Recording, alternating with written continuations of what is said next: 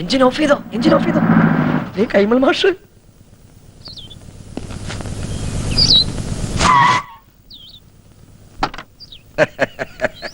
നമസ്കാരം. കൈമൾ മാഷല്ലേ? മാഷെ ഞാൻ അറിയും.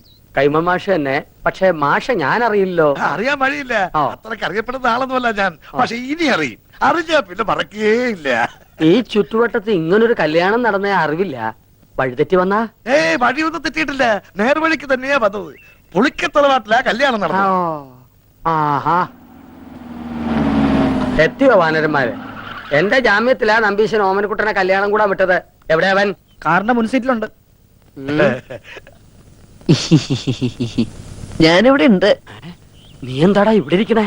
മാഷെ, ഒരു പ്രത്യേക സാഹചര്യത്തിൽ എനിക്ക് ഈ പെൺകുട്ടിയെ കല്യാണം കഴിക്കേണ്ടി വന്നു. എന്റെ ഗുരുവായൂരപ്പ, ചതിച്ചുവോ? ചതിച്ചത് ഗുരുവായൂരപ്പനല്ല, മറ്റേ ചെറുക്കന്റെ വീട്ടുകാരാ. അപ്പോഴാ ദൈവദൂതനെ പോലെ ഓമനക്കുട്ടനെത്തിയത്. ദൈവദൂതനല്ലോ, ശിവനന്റെ യമദൂതനാണ്. എന്റെ കാഞ്ഞിരക്കാട്ട് ഭഗവതി, ഞാനിനി എവിടെ പോയി വിളിക്കാം? മാഷെ, എന്റെ കൈ വിടരുത്. ഇപ്പൊ എന്റെ കൈ വിടുക. ഇനി നീ ആയി, നിന്റെ പാടായി പൊയ്ക്കോളൂ. അയ്യോ, അങ്ങനെ പറയരുത്. എനിക്ക് മാഷ് മാത്രമേ ഉള്ളൂ. ഞാൻ നിന്റെ അച്ഛനോട് എന്ത് സമാധാനം പറയും? പൊയ്ക്കോളൂ. ജീവൻ വേണമെങ്കിൽ ഈ പെൺകുട്ടിയെ വിളിച്ചോണ്ട് വന്ന കാലത്തന്നെ തിരിച്ചു പൊയ്ക്കോളൂ. എനിക്ക് ഇങ്ങനെയൊക്കെ പറ്റിപ്പോയി ഞാൻ കാല് പിടിക്കാം. എന്നിട്ട് കാല് പിടിച്ച് വലിച്ചു കയറുക ഭീമനെ പോലെ. ഞാൻ നിന്റെ ഗുരുവല്ലേ, ഗുരുദക്ഷിണ ചോദിക്കുകയാണെന്ന് കൂട്ടിക്കോളൂ. നീ ദേവിയത് തിരിച്ചു പോവോ? അതെങ്ങനെ പോകാനാ? അച്ഛനും അമ്മയും എവിടെ വെച്ചാ വിളിക്ക്. അരിയും പൂവും എറിഞ്ഞ് മുഹൂർത്തം കഴിയുന്നതിന് മുമ്പ് പെണ്ണിനെ അകത്തേക്ക് കേട്ടാ പറയേ. ഒന്ന് ഇറങ്ങി പോണോ? അരിയും പൂവും കൊണ്ടല്ല നമ്പീശൻ തന്നെ എറിയാൻ പോണത്. അയ്യോ അച്ഛൻ, ഇനിയുള്ള എന്റെ ജീവിതം മാഷിന്റെ മിടുക്ക് പോലെ ഇരിക്കും. ഇതാണോ അച്ഛൻ? അല്ല, നീ എവിടെ പോവാ? മൂത്രം വെച്ചിട്ട് വരാം. വേഗം വാ, എനിക്ക് പോണം. ഇനിയിപ്പോ എന്താ ചെയ്യാ?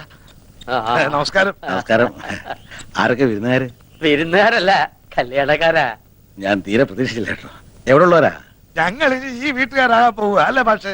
ഇവിടെന്ന് വെച്ചാ? അല്ല, ഇവിടെയൊക്കെ തന്നെ നമ്മുടെയൊക്കെ പരിസരത്ത് ഇങ്ങനെ. അതാ ഞാൻ തന്നോട് ചോദിച്ചേ, ഈ പരിസരത്താരാ ഇങ്ങനെ രഹസ്യമായിട്ട് കല്യാണം? രഹസ്യമായിട്ടല്ല, പരസ്യമായിട്ട് ഈ കുഞ്ഞിരാവിനെ നടത്തിയത്. നല്ല അന്തസ്സായിട്ട്. സംശയമുണ്ട്, ചെക്കനോട് ചോദിച്ചു നോക്ക്. ചെക്കൻ എവിടെ ഉള്ള? അല്ല, ചെക്കൻ ഈ പരിസരത്തൊക്കെ ഉള്ളത് തന്നെ. ഈ പരിസരത്ത് വെച്ചാ? ഇനി വന്നേ. അതെ, കാലമൊക്കെ മാറിയിരിക്കണം നമ്പീശ. കലികാല ഇപ്പൊ. അതുകൊണ്ട് കഴിഞ്ഞത് കഴിഞ്ഞു എന്ന് വിചാരിച്ച് നമ്പീശം വേണം ആശ്വസിപ്പിക്കാൻ. ഒരു വാക്ക് തന്നെ നേരത്തെ ഒന്ന് പറയണ്ടോ? അല്ല, എന്തുകൊണ്ട് ചെയ്യാറുണ്ട് നമുക്ക്? പറയാനുള്ള സന്ദർഭം കിട്ടിയില്ല, വളരെ പെട്ടെന്നായിരുന്നു. അത് ശരി. അതെ, നല്ല ബുദ്ധിയുണ്ടെന്ന് ആലോചിക്കുക. ഇപ്പൊ നമ്മുടെ ഓമനക്കുട്ടനാണ് ഇങ്ങനെ ചുമ്മാ ചെയ്തെന്ന് വിചാരിക്കുക. നമ്പീശൻ എന്താ? ഓമനക്കുട്ടനാണ് ചെയ്തിട്ടുണ്ടല്ലോ. രണ്ടിനെ അരി ഞാൻ പട്ടിക്കിട്ട് കൊടുക്കും, അറിയോ? അല്ലെങ്കിൽ പിന്നെ ഞാൻ തന്തേന്നും പറഞ്ഞ് എന്തോ ജീവിച്ചിരിക്കുന്നത്. അങ്ങനെയാണെങ്കിലേ മരിക്കണോ ജീവിക്കണോ എന്ന് ഉടനെ തീരുമാനിക്കേണ്ടി വരും. എന്തിന്? ഇത് ഓമനക്കുട്ടൻ കല്യാണം കഴിച്ചുകൊണ്ടിരിക്കണ പെട്ട കുട്ടന്റെ അച്ഛ, കല്യാണം മുടങ്ങി നാട്ടുകാരുടെ മുമ്പില് കൂട്ടുകാരന്റെ തറവാടിന്റെ മാനം കെടുന്ന ഘട്ടത്തിലാണ് ഓമനക്കുട്ടൻ മാലുവിന്റെ കഴുത്തിൽ താല് കെട്ടിയത്. വീട് ഏതാണെന്ന് വെച്ചാൽ അവരെ അനുഗ്രഹിച്ച് അകത്ത് കയറ്റിയാട്ടെ. മിണ്ടിപ്പോരുത്. തോന്നിയാസം കഴിഞ്ഞിട്ട് ഒരുമാതിരി അടിച്ച് കല്യാണം കൂടെ വന്ന ചെക്കന്റെ തല പെണ്ണിനെ കെട്ടിവെച്ചിട്ട് കുടുംബ മഹിമ പറയുന്നോ? ഇപ്പൊ ഈ നിമിഷമാണ് ഇവിടുന്ന് തന്റെ പെടനെ കൊണ്ട് എന്ന് പറഞ്ഞാൽ എങ്ങനെ? അവൻ പുറ കൊടുത്ത പെണ്ണായത്. അവൻ കെട്ടിയ താലിയായി കഴുത്തെ കിടക്കുന്നത്. ആരോട് ചോദിച്ചോടോ കെട്ടിച്ചത്? അവൻ അനാഥ ചെക്കനാന്ന് വിചാരിച്ചോ? അവനെ കുറിച്ച് എനിക്ക് എന്തറിയാം? +2 പഠിക്കുന്ന ചെക്കനെ സംഭവിക്കാനുള്ളതൊക്കെ സംഭവിച്ചിട്ട് ഇപ്പൊ നമുക്ക് എന്ത് ചെയ്യാൻ പറ്റും? ആ പെൺകുട്ടിയെ അകത്ത് വിളിച്ചു കൊണ്ടുപോവുക. താനും മേടിക്കാടി. താൻ ഒറ്റ ഒരുത്തം കാണാൻ ഇതൊക്കെ ഉണ്ടായത്. ഇതിനെന്താ ചെയ്യാൻ പോകുന്നതെന്ന് കാണിച്ചുതരാം.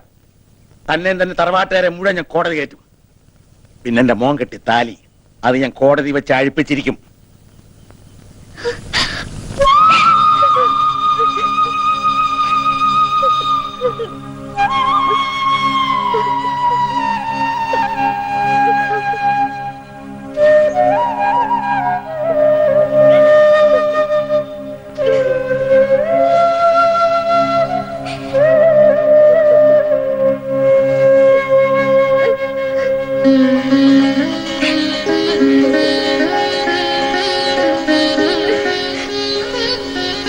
ശരിയോ തെറ്റോ എന്നെന്ന് എനിക്കറിയില്ല. പക്ഷേ അവളുടെ കഴുത്തി കിടക്കുന്നത് നമ്മുടെ മോൻ കെട്ടിയ താലിയ. അത് കെട്ടിയത്ര എളുപ്പത്തില് പറിച്ചറിയാൻ പറ്റില്ല.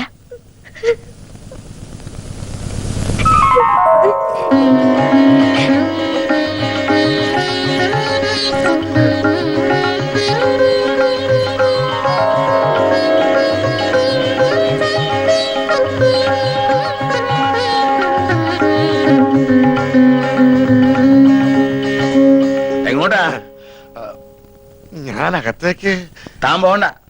ഇനി ഈ ബന്ധത്തിന്റെ പേരും പറഞ്ഞ് താനോ തന്റെ തറവാട്ടിൽ ആരെങ്കിലും ഈ പടി ചവിട്ടി അരിഞ്ഞു കളഞ്ഞൻ.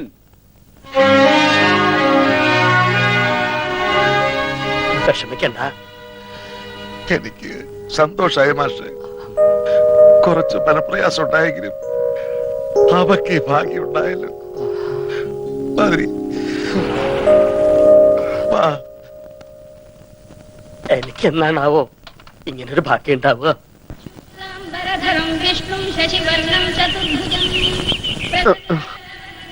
അനന്തശയനം മതിയാക്ക. നല്ല ഉറക്കം കിട്ടിയോ? ആ ഉറങ്ങിപ്പോവും. സ്വയംവരം കഴിഞ്ഞാന്റെ ക്ഷീണം കാണും. ഇന്നലെ ഞങ്ങൾ നിന്നെ എവിടൊക്കെ അന്വേഷിച്ചെന്നറിയോ? നീ വല്ല കടുകയും ചെയ്യുമോന്നായിരുന്നു അമ്മയുടെ പേടി. നീ അത്ര ശുദ്ധനല്ലാത്തോണ്ട് എനിക്കാ പേടിയില്ലായിരുന്നു. ശവത്തെ കുത്തരുത്. അപ്പൊ താൻ ആരാണെന്ന് സ്വയം ഒരു ബോധം ഉണ്ടല്ലോ. നന്നായി. നീ കല്യാണത്തിന് പോണോന്ന് പറഞ്ഞപ്പോ അത് നിന്റെ കല്യാണത്തിനാണെന്ന് ഞാൻ സ്വപ്നത്തിൽ കരുതില്ല. ഞാൻ പറഞ്ഞല്ലോ ഒരു അബദ്ധം. അബദ്ധങ്ങളുടെ ഒരു ഘോഷയാത്ര തന്നെയാണല്ലോ നിന്റെ ജീവിതം. പക്ഷെ ആ ഘോഷയാത്രയുടെ മുന്നിൽ കൊടിയും പിടിച്ച് നടക്കാൻ നീ എന്നെയാണല്ലോ തെരഞ്ഞെടുത്തതെന്ന് ഓർക്കുമ്പോഴാണ് ഒരു വിഷമം. അച്ഛൻ അയ്യോ എന്താ മാഷേ? ഹേയ് ഒന്നുമില്ല. വെട്ടുപോത്ത് വെട്ടാൻ മരണു പറയുമ്പോ ആരാടോ ഞെട്ടാത്തത്? അച്ഛൻ എന്ത് പറഞ്ഞു? എടാ ശിവശിവ, അദ്ദേഹം ഉപയോഗിച്ച വാക്കുകളൊന്നും നിന്റെ മുഖത്ത് നോക്കി പറയാൻ ഒരു ഗുരുനാഥൻ എന്ന നിലയ്ക്ക് എനിക്ക് വിഷമമുണ്ട്. അത്രയ്ക്ക് വിളേച്ച. അവളെ കുട്ടി. അവൾക്ക് കുട്ടിയുണ്ടോ? അതല്ല, അവള് നിന്റെ ഭാര്യയല്ലേ? അവിടെ തന്നെ ഉണ്ട്. അവളെ വീട്ടിൽ കയറ്റിയോ? ആ, തന്റെ അമ്മയും പെങ്ങളും നിലവിളക്കും ആരതിയും ഒക്കെ ആയിട്ട് അകത്തേക്ക് കയറ്റി. പെൺകുട്ടി വലത് കാലെടുത്ത് വെച്ച് അകത്തേക്ക് കയറുകയും ചെയ്തു. മാഷേ, ആ? എനിക്കൊന്ന് വീട്ടിൽ പോണെന്നുണ്ടായിരുന്നു. അതിന് താൻ പട്ടാളത്തിലൊന്നും അല്ലല്ലോ. ലീവ് എടുത്ത് പെട്ടിയും കിടക്കോട്ട് വീട്ടിലോട്ട് കയറാൻ നേരെ വീട്ടിലേക്ക് പോവുക. അതല്ല മാഷേ, മാഷും കൂടി വന്നാ എനിക്കൊരു താങ്ങിന്. താങ്ങിനിപ്പോ ദാ, ഈ 10 കയ്യിലിരിക്കട്ടെ. കൂട്ട് വേണോ അത്രേ? ഞാൻ ഒരു കാര്യം ചോദിക്കട്ടെ. ഞാൻ നിന്റെ മാഷാണോ അതോ നീ എന്റെ കാലനാണോ? എന്തായാലും ബലം ഒന്ന് തന്നെയല്ലേ. ഒന്ന് വെറുതെ ഇടോ. നിന്റെ തന്തയുടെ തെറി മുഴുവൻ രാവിലെ കുത്തിയിരുന്ന് കേൾക്കായിരുന്നു ഞാൻ. അതിന്റെ നാറ്റം ഒന്ന് മാറിക്കിട്ടാൻ വേണ്ടിട്ടാണ് കുളിച്ച് ശുദ്ധമായിട്ട് അമ്പലത്തിലേക്ക് പറഞ്ഞത്. ആ ശിവ ശിവ. ഇവിടെ എങ്ങും കണ്ടിട്ടില്ലല്ലോ. എന്താ പേര്? മിസ്സിസ് പരമേശ്വരൻ. മിസ്സസ് ആണോ? മിസ് ആരും ഇല്ലേ?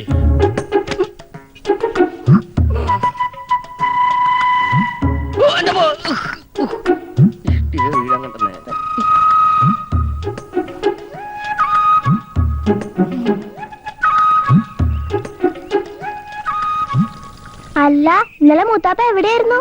മൂത്തപ്പത്തിന്റെ അച്ഛൻ. അച്ഛനോടെ? അച്ഛാ, ദേ ഈ ചേട്ടൻ വിളിക്കണു. അയ്യോ,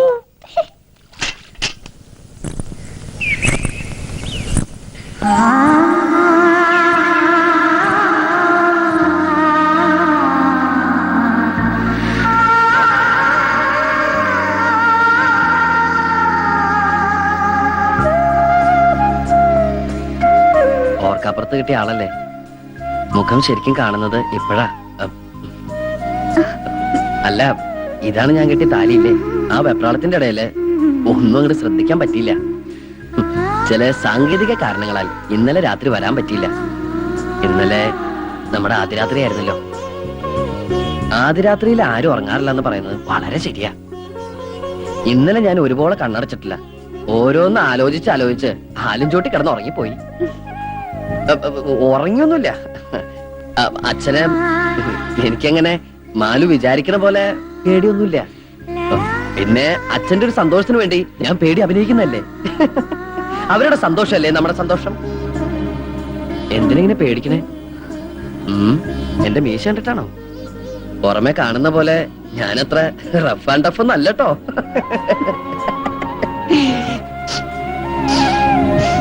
എന്തത് ഭയങ്കര ബീഡിയുടെ മണം?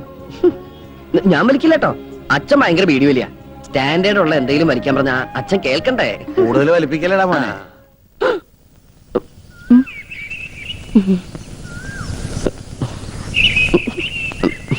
അച്ഛൻ എപ്പോ വന്നു? ഞാൻ വന്നിട്ട് 10-15 കൊല്ലായി. എന്നാ ഞാൻ അങ്ങട് എങ്ങടെ? ഒന്നും തീരുമാനിച്ചിട്ടില്ല. സ്കൂളിൽ പോടാ. അച്ഛാ കേറിപ്പോടാ.